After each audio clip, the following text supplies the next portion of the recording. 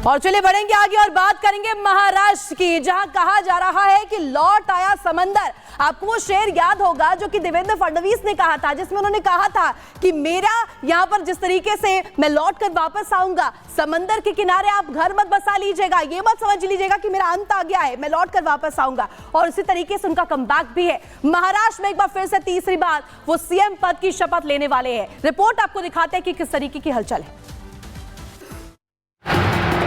मेरा पानी उतरता दे, मेरे किनारे पर घर मत बसा लेना, मैं समंदर हूँ, लौट कर वापिस आऊंगा। ऐसा है, मैंने पहले कहा था, मैं आधुनिक अभिमन्यु चक्रव्यूह को भेजना जानता हूँ, मैंने चक्रव्यूह को भेजा है। और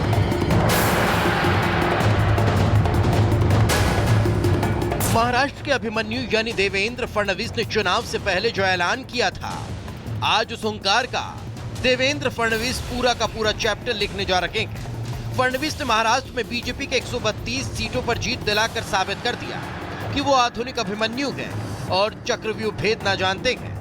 ऐसा है, मैंने पहले कहा था, मैं आधुनिक अभिमन्यु चक्रव्यूह को भेजना जानता हूँ, मैंने चक्रव्यूह को भेजा है।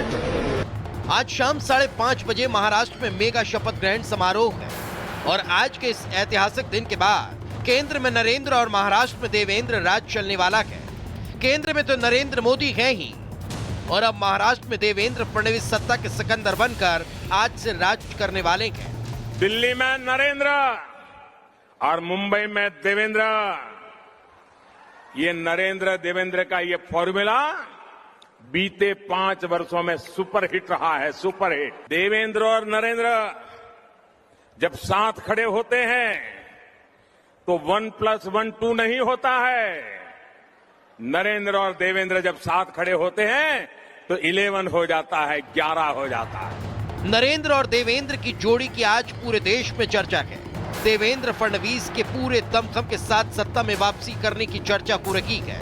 बुधवार को जैसे कि देवेंद्र फडणवीस के नाम का ऐलान सीएम पद के लिए किया गया, पूरा हॉल तालियों से गूंज गया। सर्वसम्मति से देवेंद्र फडणवीस जी को पार्टी के नेता के रूप में घोषणा करता हूं।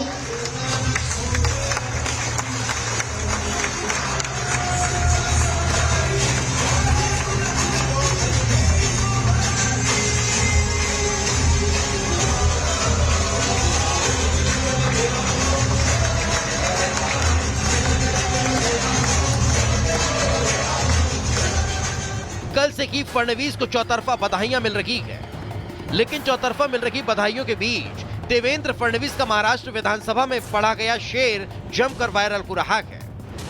मेरा पानी उतरता देख, मेरे किनारे पर घर मत बसा लेना, मेरा पानी उतरता देख, मेरे किनारे पर घर मत बसा लेना, मैं समंदर हूँ, लौट कर वापिस आऊंगा। मेरा पानी उतरता देख, मेरे किनारे पर घर मत बसा लेना, मेरा पानी उतरता देख, मेरे किनारे पर घर मत बसा लेना, मैं समंदर हूँ, लौट कर वापिस आऊंगा। बुधवार को जैसे कि फडणवीस को विधायक दल का नेता चुना गया, उन्हें सियासत का अभिमन्यु भी कहा जाने लगा और कहा जाने लगा कि देवेंद्र बीजेपी के वो अभिमन्यु हैं जिन्होंने महाविकास आघाड़ी की हर सियासी चाल को भेदा और महाराष्ट्र में कमल खिला दिया। राजनीति में जो अपनी कही बात को सच करके दिखाए उसे की अभिमन्यु कहते हैं और फडणवीस ने जो कहा वो चुनाव में सच साबित करके दिखाया। 288 सीटों वाले महाराष्ट्र में एनडीए 234 सीटों पर जीत पाई। बीजेपी ने सबसे ज्यादा 132 सीटें जीती और महाराष्ट्र की सबसे बड़ी पार्टी बनकर सामने आई। तो वहीं शिवसेना शिंदे गुट ने 57 सीटें, अजीत पवार की एनसीपी ने 41 सीटें, महायुति में शामिल जेएसएस ने 2 सीटें, आरएसपीएस ने 1 सीट और आरएसपीए ने भी 1 सीट जीती। और इस तरह फडणवीस ने महाराष्ट्र में इतिहास रच दिया। लेकिन महाराष्ट्र में मिली प्रचंड जीत इतनी आसान नहीं थी, क्योंकि चंद महीनों पहले महाराष्ट्र के विधानसभा चुनाव में बीजेपी के सामने सियासत का चक्रव्यूह अभेद दिख रहा था। तमाम चुनौतियां भी सामने थी। इसी साल हुए लोकसभा चुनाव में पार्टी के खराब प्रदर्शन से बीजेपी बैकफुट पर थी। तो संविधान का मुद्दा, जातिगत जनगणना, सत्ता विरोधी लहर और मराठा आंदोलन महायुति की जीत में चुनौती बनकर सामने खड़े थे। लेकिन देवेंद्र फडणवीस ने प्रचंड नतीजों के साथ साबित कर दिया कि उन्हें चक्रव्यूह भेदना आता है और वो वाकई में महाराष्ट्र की राजनीति के आधुनिक अभिमन्यु कहलाने के हकदार हैं। Bureau report, Republic Bharat.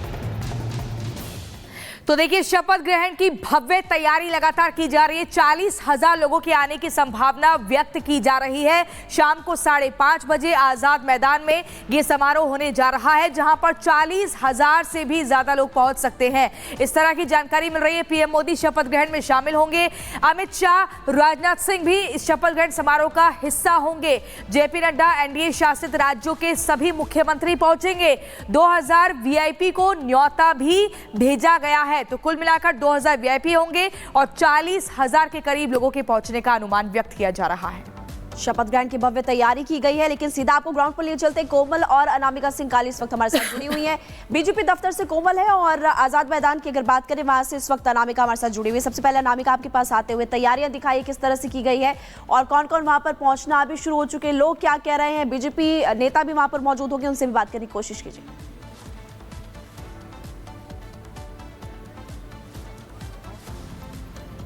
VIP gate के बाहर है, जहां से जो तमाम लोग हैं, बीजेपी के नेता है, कार्यकर्ता है, उन सबकी एंट्री अंदर होने वाली है।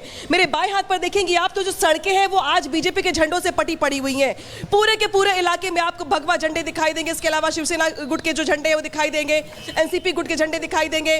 डेकोरेट किया गया पूरे के पूरे इलाके को। मेरे दाहिने हाथ पर देखेंगे आप तो ये वो वीआईपी एंट्री गेट है जहां से अभी जो व्यवस्थाएं हैं, जो प्रशासन के लोग हैं, उनकी गाड़ियां अंदर जा रही हैं। अभी इसके पहले एम्बुलेंस गई है, इसके बाद फायर ब्रिगेड की टीम गई है, इसके बाद अलग अलग जो पानी पीने के अरेंजमेंट है वो की जा रही है, क्योंकि बहुत भारी संख्या में जो लोग इकट्ठे होने वाले भी वीआईपीज़ के अलावा भी कुछ लोग जो यहाँ पे बाहर खड़े उनसे जरा बात करने की कोशिश करते, जाने की कोशिश करते हैं कि नई सरकार, नए निजाम को लेकर के इनके मन में क्या कुछ चल रहा है। फडणवीस जी आज शपथ लेने वाले शाम को मुख्यमंत्री के तौर पर, आप लोगों के मन में क्या चल रहा है नई सरकार को लेकर, नए मुख्यमंत्री को लेकर? नए मुख्यमंत्री के लिए हमारे दिल में तो बहुत हर्ष और उल्लास जमा हुआ है। हम महाराष्ट्र के जलगांव जिले से, अम्मलेर से आए। अनुलोम की जो हमारी संगठन है उसका, आरएसएस का जो एक भाग है, इसका अच्छा काम होने से हमने बूथ नियोजन किया, नागरिक को बताया कि एक रहोगे तो नेक रहोगे, एक रहेंगे नेक रहेंगे कि जो नारा गूंजता रहा पूरे चुनाव में, चुनाव के बाद भी, शपथ ग्रहण के मौके पर भी लोगों की जुबान पर ये नारा है।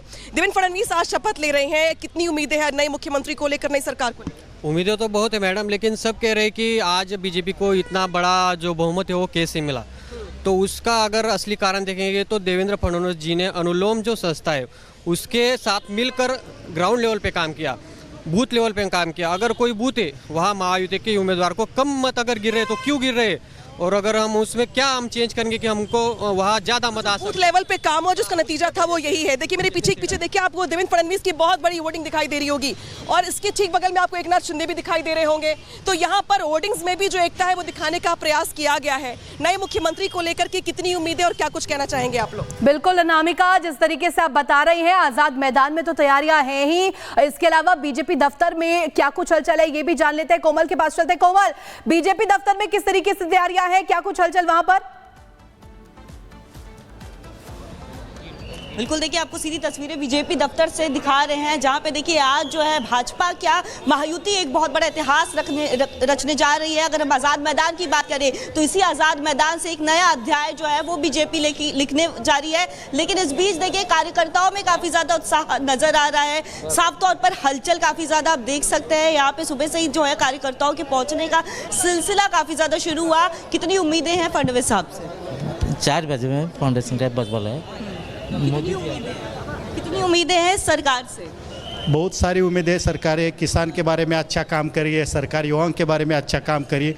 हमारा पूरा विश्वास देवेंद्र बाबू के ऊपर है, वो बहुत बढ़िया काम करते हैं और उनके माध्यम से ये महाराष्ट्र फिर से पूरे आगे जाएगा, 1 नंबर पे महाराष्ट्र आएगा और इतना किसान इतना सुखी होगा, यही हम उम्मीद करते हैं इस सरकार से।